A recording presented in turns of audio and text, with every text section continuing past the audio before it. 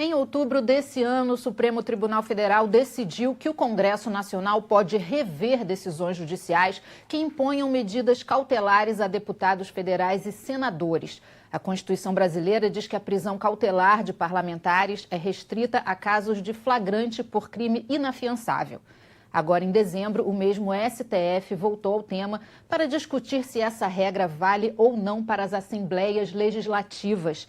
A votação ainda não terminou, mas o placar está desfavorável para os deputados estaduais. Ainda faltam os votos de 2 ministros. Sobre esse assunto, eu converso hoje com o deputado Paulo Ramos, presidente da Comissão de Trabalho da Alerj, com Rodrigo Lopes, procurador da Alerj, e com o advogado Otávio Neves. Obrigada pela presença de todos. Eu gostaria de começar discutindo essa atuação do STF nesses 2 casos recentes. Deputado, por favor. Só vou fazer uma provocação. Já que temos 2 brilhantes advogados, não seria eu, um modestíssimo advogado, no exercício do mandato, que poderia ter a melhor avaliação. Mas eu que fui constituinte, eu abro aqui a Constituição, estava olhando agora orgulhosamente, dentre os signatários da Constituição de 5 de outubro de 88, tem aqui Paulo Ramos. Então, isso, eu digo assim, eu vivi a ilusão constituinte.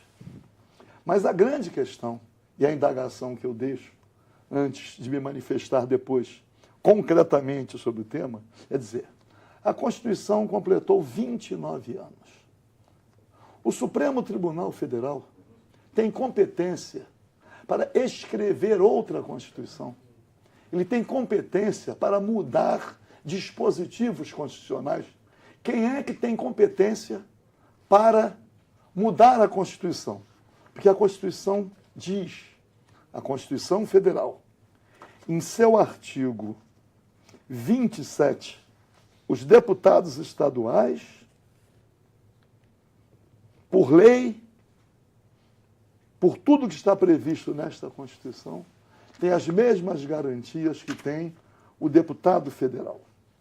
Mas, deputado, essa votação ainda não está encerrada. Não, o que eu estou querendo dizer é que o Supremo Tribunal Federal, ele não é um intérprete da Constituição para, a cada momento, ao sabor da pressão pública da sociedade ou de pressão da mídia, ele escrever uma outra Constituição. Você acha que ele está sendo ainda pressionado? Mais em temas importantes, sob pressão? com grande repercussão na sociedade, decisão por 6-5.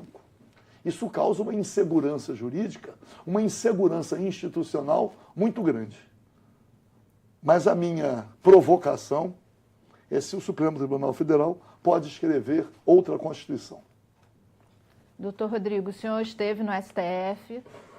Eu gostaria que o senhor falasse a sua opinião sobre esse assunto. Bom, eu gostaria de fazer uma observação aumentando o grau de provocação do deputado Paulo Ramos.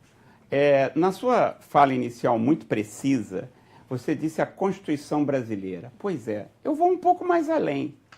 A prática da imunidade parlamentar não é uma questão da Constituição brasileira. A restrição que se pretende impor tornará, então, uma questão da Constituição brasileira. Imagine nós usarmos, como exemplo, apenas inicial, Israel. Vamos usar Israel como exemplo. Se nós usarmos as regras israelenses de imunidade parlamentar, um simples mandado de busca e apreensão depende de autorização do Knesset, que é o parlamento israelense, para ser executado. Um simples mandado de busca e apreensão. Senão o Knesset não permite essa execução. Mas é pior. Vamos pensar os países que as pessoas têm tanto apreço, países como Itália, França, Alemanha. Na França, recentemente, um senador de Marsella foi preso pelo judiciário, depois de o Senado francês ter dado licença para a prisão do senador, inclusive com votos do próprio partido do senador. Mas repare bem, depois de o Senado francês ter feito isso. Mesmo no Parlamento Europeu, como no Parlamento dos países da Europa, a imunidade parlamentar é uma prática. Prevalecer esta ideia restritiva, que, como bem vê o deputado Paulo Ramos, se pretende reescrever a Constituição, e ainda que se reescrevesse, Aí sim é colocar o Brasil numa situação absolutamente singular. Quer dizer, a regra que o problema que está acontecendo hoje na Argentina, de depender se do Senado da Argentina a licença para processar a senadora Cristina Kirchner, é a regra normal, usual nas democracias. Mas, doutor Otávio, como é que a gente pode lidar com a visão que a opinião pública tem sobre isso, de que os parlamentares são privilegiados e estão se protegendo? Essa questão não é muito restrita ao privilégio. Tá? O exercício de um mandato parlamentar pressupõe um direito de imunidade que protege o próprio parlamentar, protege o parlamento e protege a própria sociedade, porque se o parlamentar não tiver independência para expressar suas opiniões, para praticar seus atos e tiver sujeito, por exemplo, a uma prisão determinada pelo judiciário, sem que isso seja verificado pelo parlamento, porque o que acontece aqui não é que o parlamento esteja revendo uma decisão judicial. O parlamento aqui tem a prerrogativa de autorizar ou não que, dentro daquele contexto, se prossiga com aquela persecução penal. Então, aqui é uma proteção que se dá ao próprio parlamento para que ele proteja também seus integrantes e que eles possam exercer uma atividade que é importantíssima para a democracia. Porque se o parlamentar não tiver independência, se ele tiver medo de ser perseguido em determinada situação, e se o próprio parlamento não puder protegê-lo, nós vamos ter aqui violados um outro princípio muito mais importante para a democracia, que é o da liberdade de expressão do parlamentar e liberdade de atuação. Óbvio que, se nós formos presumir que o parlamento vai proteger os seus parlamentares e que nós, na verdade, estamos evitando as prisões apenas para proteger os parlamentares, que eles possam, assim, ter um salvo-conduto para praticar qualquer tipo de crime, nós, então, temos que fazer uma outra Constituição, não essa que nós temos, e nós temos que repensar totalmente a atividade parlamentar, porque não é disso que se cuida. Ou seja, a opinião pública é muito levada a pensar de uma determinada maneira pela forma com que os meios de comunicação divulgam ou tratam os assuntos. Hoje, infelizmente, com o avanço todo da vida moderna, nós estamos vivendo uma situação de muito imediatismo, de superexposição de determinadas notícias. O que, por exemplo, é notícia hoje, amanhã ninguém se recorda mais. Então, assim, nós estamos vivendo um momento de transformação da sociedade em que a gente, na verdade, não sabe nem se a opinião pública tem exatamente essa opinião ou se os meios de de alguma maneira, incutem no público em geral a ideia de que esse é o pensamento coletivo. Eu tenho certeza de que se todas as pessoas forem levadas a raciocinar sobre o que é a imunidade parlamentar, qual é a necessidade de você ter um deputado que possa ser atuante, ou um vereador, ou um senador, e que ele não tenha receio, que ele possa defender efetivamente as minorias, ou que ele possa defender os direitos básicos, e que ele possa ir ao parlamento, todas as pessoas entenderiam qual é a razão vamos dizer, desse controle da atividade de um outro poder sobre os parlamentares. Mas, deputado, isso que o doutor Otávio está falando, do parlamentar ter independência para falar o que pensa, isso não estava mais de acordo com outro momento da nossa história em que a gente vivia uma ditadura e as pessoas não podiam falar o que elas pensavam? Na verdade, existe uma diferença muito grande entre imunidade e impunidade. Essa é a diferença. E há um massacre na mídia para gerar na sociedade a certeza de que imunidade significa impunidade, o que não é verdade. Imunidade não é impunidade.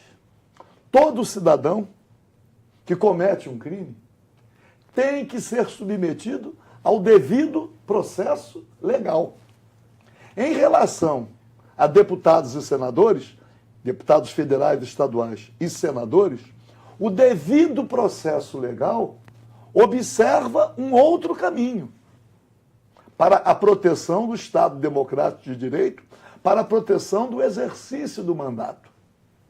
O Dr. Otávio fala, é preciso que quem exerce mandato tenha a liberdade de expressar as suas opiniões e defender aquilo que entende que seja compatível com a sua consciência, com os seus deveres e em homenagem àqueles que elegeram.